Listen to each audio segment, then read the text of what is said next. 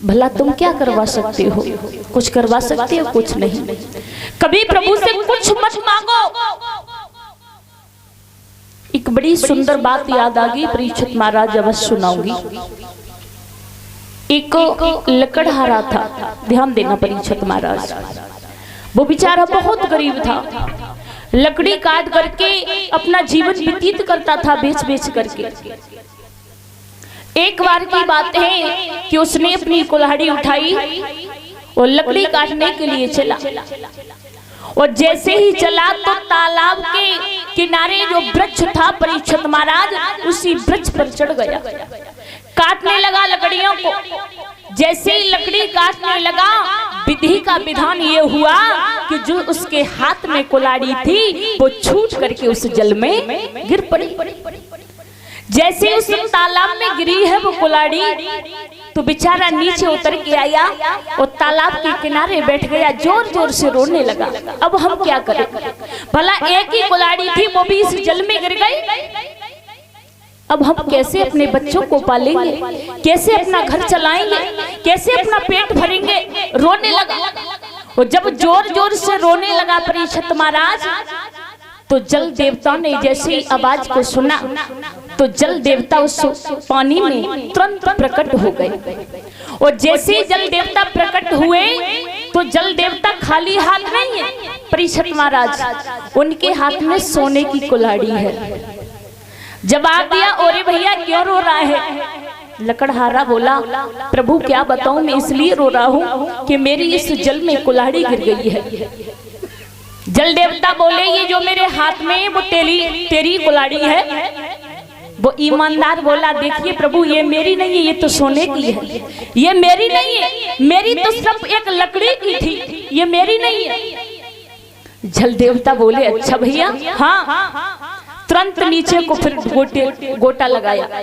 जैसे नीचे डुबकी लगाई और चांदी की कुल्हाड़ी लेकर के आए जल देवता। जवाब दिया, भैया ये तेरी है। वो ईमानदार बोला, भैया ये भी मेरी नहीं है प्रभु, ये भी मेरी नहीं है, ये चांदी की है, लेकिन मेरी तो एक लकड़ी की थी। मैंने कहा ना कि ये मेरी नहीं है। तो प्रभु बोले, क्यों पागल हो? अरे भला ऐसा संसार में कौन है? तुम कितना ईमानदार, कोई नहीं है संसार में। फिर गोटा लगाया नीचे जल में, और डुबकी लगाने के बाद में जो उसकी थी परीक्षित महाराज वो ही लेकर के आई। जवाब दिया, ये तेरी है? हंस करके बोला, हाँ यही मेरी है, यही प्रभु मेरी है, मेरी सिर्फ लकड़ी की थी, यही है मेरी। जल देवता प्रसन्न हो गए, और प्रसन्न होने के बाद में वो तीनों कुल्हाड़ी उसी को दे दी। बोलिए गोविंद भगवान की आर की। हाँ परीक्षित महाराज ध्यान देना। तो जल देवता ने प्रसन्न होकर के कहा, भैया तुमसे बड़ा कोई ईमानदार नहीं है। जो कि मैंने सोने की दिखाई तुमने मना कर दी, चांदी की दिखाई तुमने मना कर दी, वो जो तुम्हारी थी वो तुमने कह दिया कि ये मेरी है, ले जाओ, ये तीनों कुल्हाड़ी ले जाओ। सोने की, चांदी की और लकड़ी की तीनों दे दी है। प्रसन्न होकर के देखिए, जब वो लेकर के आया, कुछ दिन व्यतीत हुए।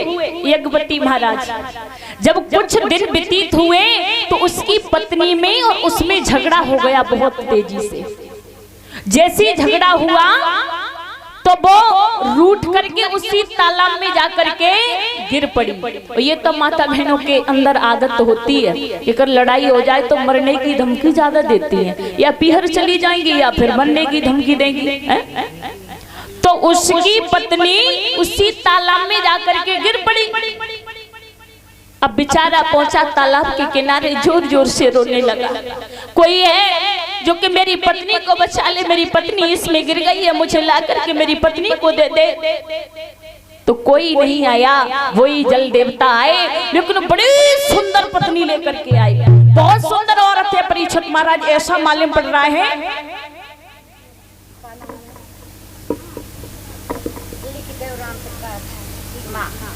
और राम प्रकाश जी की जो माँ जी हैं वो 1 से 1 रुपए से मेरा सम्मान कर रही हैं। आशीर्वाद के रूप में कहूंगी कि हमेशा मैया के घर में सुख शांति बनी रहे। बोलिए गोविंद भगवान की। तो परीक्षित महाराज इतनी सुंदर नारी लेकर के आए, ऐसा मालूम पड़ रहा है कि संसार में इससे सुंदर कोई नहीं है, बहुत सुंदर है। और दोनों हाथों में लेकर के जल देवता जैसे ही प्रकट हुए, जवाब दिया, है भाई क्यों रो रहा है, क्या तेरी पत्नी इस जल में गिर गई है? जवाब दिया, हाँ प्रभु मेरी पत्नी इस जल में गिर गई है, लेकिन यही है मेरे जो हाथ में वही है। जवाब दिया, हाँ प्रभु मेरी पत्नी यही है। भगवान ने सिर में हाथ मारा, जवाब दिया, बाबा ही बा, तूने सोने के पीछे ईमान नहीं डिगाया, चांदी के पीछे ईमान नहीं डिगाया, और जब नारी के पीछे तूने अपना ईमान डिगा लिया। तू कह रहा है मेरी पत्नी यही है। लकड़हारा बोला, प्रभु मैं पागल नहीं हूँ, बहुत तेज हूँ। क्यों? इसलिए तेज हूँ कि जब तुम सोने की लेकर के आए तो मैंने मना कर दिया ये मेरी नहीं है, जब चांदी की लेकर के आए तब मैंने मना कर दिया ये मेरी नहीं है, जब मेरी वाली लेकर के आए तब मैंने कह दिया कि ये मेरी है, तो तुमने प्रसन्न होकर के मुझे तीनों कुल्हाड़ी दे दी। अगर मैं ये कह दूं कि ये मेरी पत्नी नहीं है तो इससे कम सुंदर लेकर के आओगे, अगर मैंने ये कह दिया कि ये भी मेरी नहीं है तो मेरी वाली लेकर के आओगे, और कहीं प्रसन्न होकर के तुमने मुझे तीनों दे दी तो फिर मैं क्या करूंगा? बोलिए गोविंद भगवान की। तो ध्यान रखना मेरे श्रोताओं, कभी प्रभु से कुछ मत मांगो। परीक्षित महाराज, भगवान से कुछ मत मांगो, वो प्रसन्न होकर के तुम्हें अवश्य देंगे। बड़ी सुंदर शब्दों में कहा किसी ने,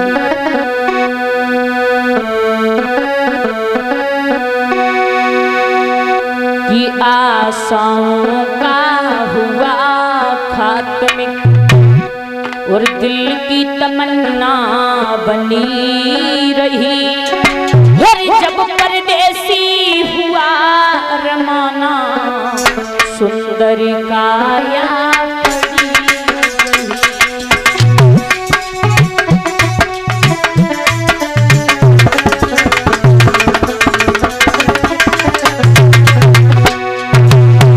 ताली बजा करके बोल सकती हो, ताली बजाइए।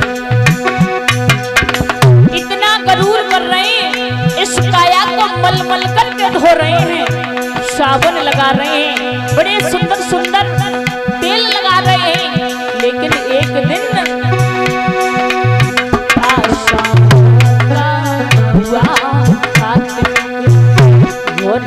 दिल की तमन्ना बनी रही, जब परदेसी हुआ रमाना सुंदर काया बनी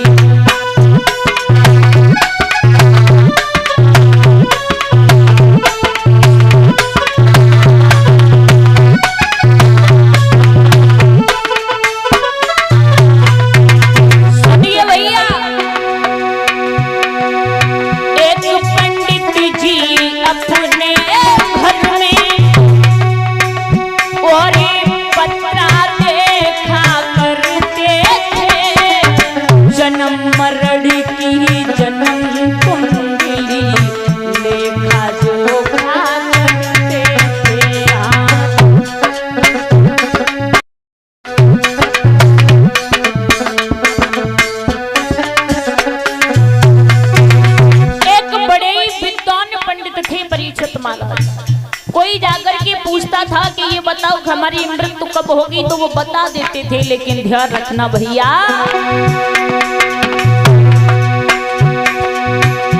एक पंडित जी अपने घर में भोले पत्रा देखा करते थे, जन्म मरड़ी की जन्म कुंडली लेखा जोखा करते थे, लेकिन ये जब मरने का टाइम आया, जब मरने का टाइम आया, तो पोती उनकी